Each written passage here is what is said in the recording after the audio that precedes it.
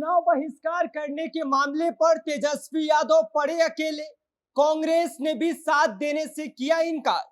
वो कांग्रेस जिसे वैसे तो आरजेडी के बराबर सीट चाहिए, लेकिन जब तेजस्वी को कांग्रेस की जरूरत होती है तो कांग्रेस अपना दामन छुड़ाने लगती है। वह कांग्रेस जिसे बिहार में राजद ने दशकों तक संभाला, अब वह दामन को छुड़ाने में लगी हुई है। जैसे एक बार फिर तेजस्वी यादव चुनाव बहिष्कार मामले पर अकेले पड़ रहे हैं। आगे हम इसी खबर पर विस्तार से बात करेंगे, लेकिन उससे पहले नमस्कार, मेरा नाम विष्णु है और आप देख रहे हैं जनता जंक्शन। बिहार विधानसभा चुनाव 2025 को लेकर सियासी हलचलें तेज होती जा रही हैं। इसी कड़ी में तेजस्वी यादव ने बड़ा बयान देकर हलचल मचा दी है। उन्होंने साफ चेतावनी दी है कि अगर मतदाता सूची में गड़बड़ी सामने आती है तो उनकी पार्टी चुनाव का बहिष्कार कर सकती है।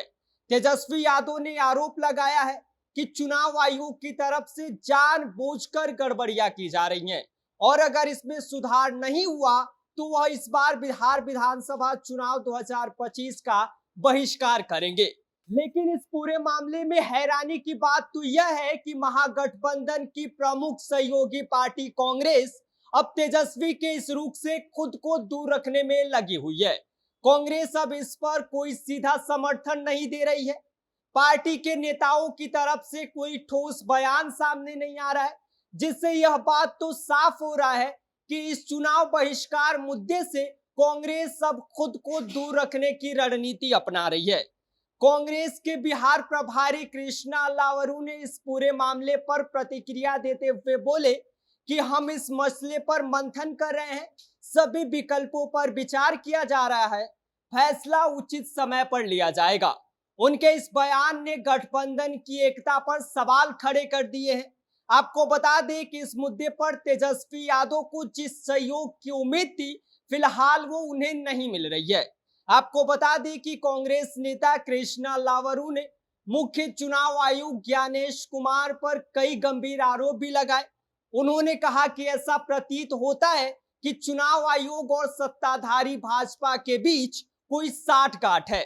चुनाव आयोग बिहार के लोगों के मताधिकार को छीनने की कोशिश कर रही है।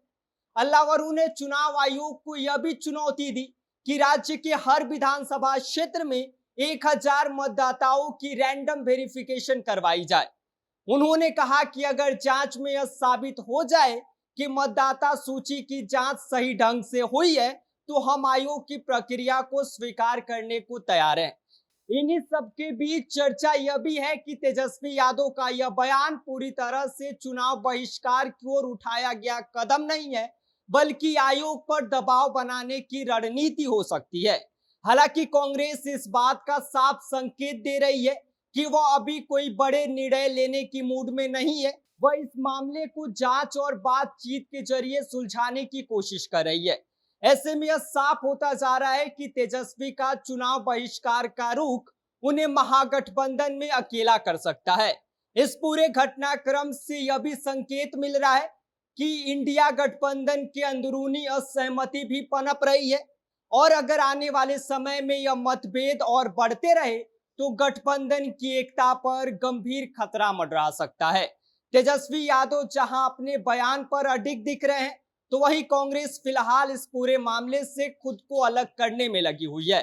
बिहार की राजनीति में यह घटनाक्रम आने वाले चुनावों की दिशा तय कर सकता है।